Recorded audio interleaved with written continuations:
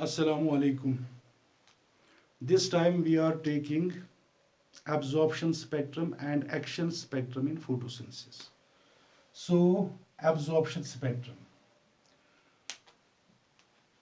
When we plot the absorbance, that is the percentage of absorption of light against the wavelengths, we get a graphic curve, and that graphic curve is called as absorption spectrum. The absorption spectrum of pigments can be studied by means of spectrophotometer.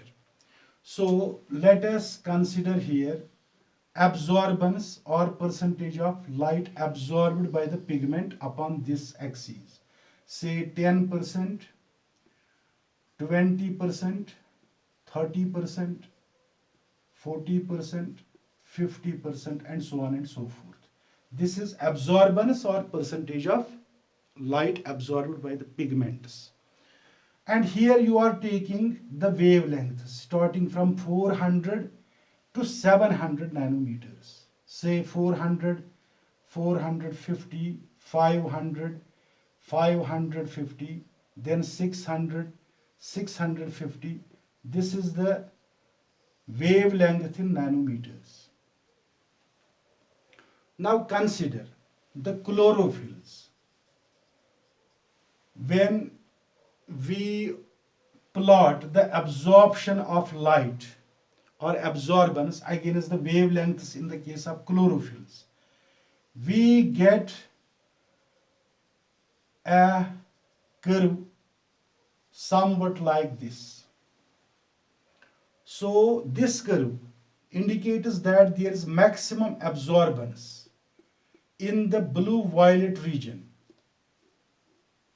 of the visible spectrum, and also another absorption peak or maximum absorbance in the orange-red region of the visible spectrum. But in the middle part of the visible spectrum, the absorbance is less. This indicates that the green wavelength is mostly reflected by the chlorophylls. So whether it is chlorophyll A or chlorophyll B, their absorption spectra are similar and they show the two absorption peaks. So this is about the absorption spectrum of chlorophylls. On the other hand, if we see the absorption spectrum of carotenoids, carotenoids absorb the wavelengths efficiently only from one end of the visible spectrum, and that is the curve to be obtained will be somewhat like this. So here in this region, blue, violet, green region, there is maximum absorbance, whereas in the red region there is minimum absorbance by the carotenoids. So this is the absorption spectrum of carotenoids.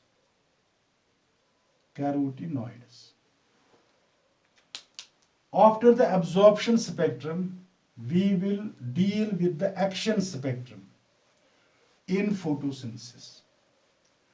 Action spectrum can be obtained when we plot the wavelengths against the rate of photosynthesis. And the rate of photosynthesis we will take in terms of evolution of oxygen. So here we will take evolution of oxygen. Suppose it is 10%, 20%, 30%, 50%, and so on. So this is the rate of photosynthesis in terms of O2 evolution. And here we have the 7 wavelengths starting from 400 to 700 nanometers. Okay. When you plot these two, you get a graphic curve somewhat like this. So here are two maxima or two peaks. That means when the plant gets the wavelengths in the blue violet region, there is maximum evolution of oxygen, or the plant shows maximum rate of photosynthesis. And also, this region is also choicest region regarding the rate. So this is the peak where maximum evolution of oxygen has taken place, that is in the orange red region. In the middle region where green wavelength occurs, the evolution of oxygen is very less. So this becomes the action spectrum of photosynthesis. And if you see, it closely resembles in outline with the absorption spectrum of chlorophylls. So this will indicate that chlorophylls are the main photosynthetic pigments. The first action spectrum in photosynthesis was studied by T.W. Engelmann in 1882.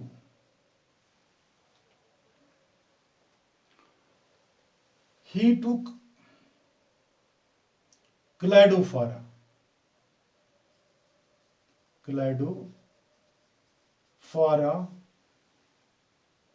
a green alga, and a glass slide was taken. Upon this glass slide, Cladophora filament was placed along with water, and also some bacteria were put, which are aerobic bacteria or oxygen seeking bacteria. They also were put on the slide like this. A prism was taken. Through this prism, light was made available. The light got scattered into 7 wavelengths: violet, indigo, blue, green, yellow, orange, and red. These are 7 wavelengths. And these 7 wavelengths together make the visible spectrum in which photosynthesis occurs. This is also called as PAR, that is photosynthetically active radiation, PAR.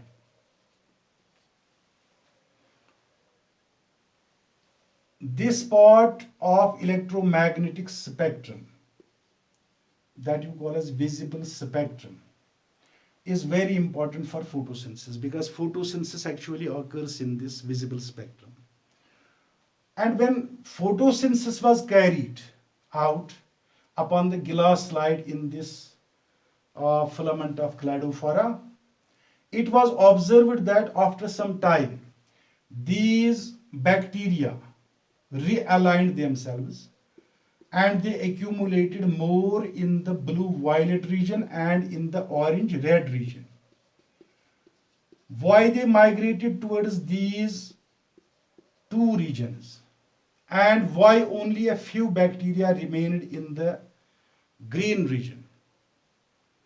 This is because these 2 regions, which are located on the 2 ends, they performed the efficient photosynthesis because they carried out the photosynthesis in these wavelengths, which are effectively absorbed by the photosynthetic pigment chlorophyll. And chlorophylls can also very well absorb these yellow, orange, and red wavelengths. Here too was the efficient rate of photosynthesis. Much more oxygen was evolved, and since these bacteria are aerobic bacteria, they migrated towards these 2 regions like this. In the green region, less amount of oxygen was evolved, and only a few bacteria can remain in the middle. So this was the first action spectrum. The first action spectrum in the photosynthesis that was studied by T.W. Engelmann. Now, after these action and absorption spectra in photosynthesis, we will study red drop in photosynthesis. Red drop. This was first studied by Emerson in 1957 in a green alga called chlorella.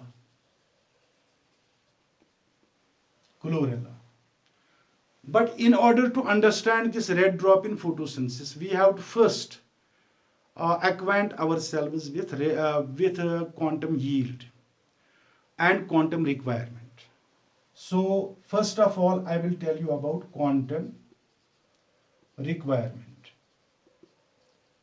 Quantum requirement, QR, is the number of photons required per molecule of oxygen evolved. Number of photons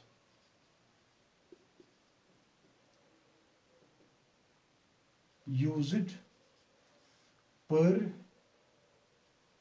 molecule of oxygen evolved.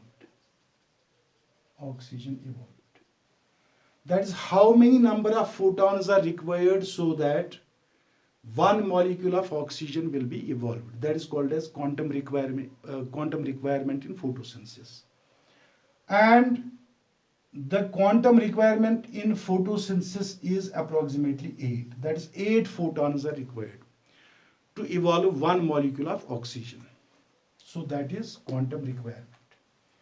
Now, on the other hand, we have another term that you call as quantum yield. Quantum yield. Quantum yield is inverse of this. That is number of oxygen molecules evolved per photon absorbed. Number of O2 molecules evolved per photon absorbed. Per photon absorbed. That is called as the quantum yield. So if quantum requirement is 8, the quantum yield will be 1 by 8. I hope you understood about quantum requirement and quantum yield.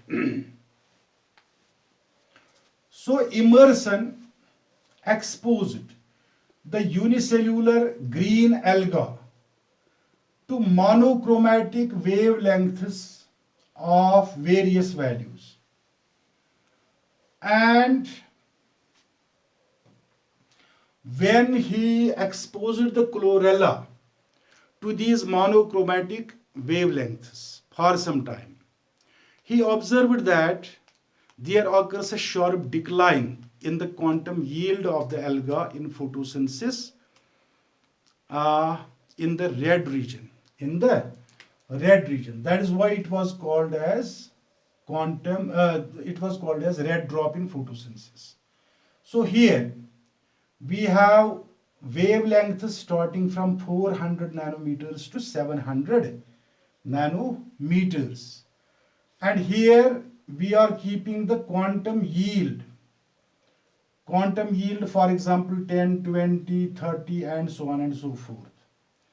And what was observed by Emerson, that there occurs a sharp decline in the quantum yield when the alga was continuously exposed for some time to a monochromatic beam of red wavelength. This is said to be red drop. इसी को हम क्या बोलते हैं? Red drop in photosynthesis. Another aspect of this is the enhancement effect or Emerson enhancement effect. Emerson enhancement effect.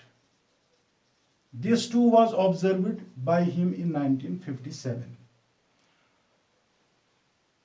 In this case, let us consider this.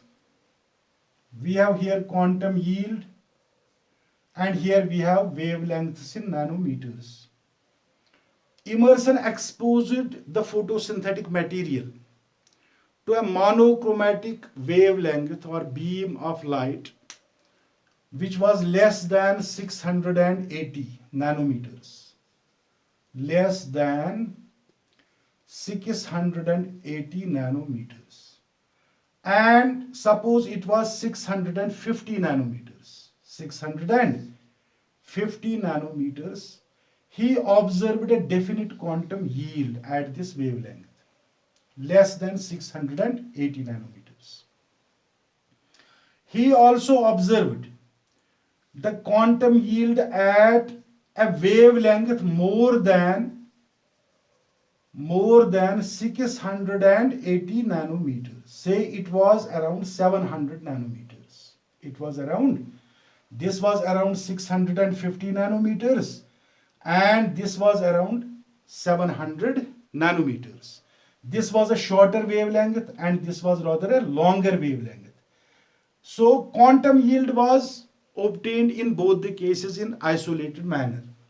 But then what he performed an experiment in which he superimposed the two wavelengths, short and long, and applied it on the photosynthetic material.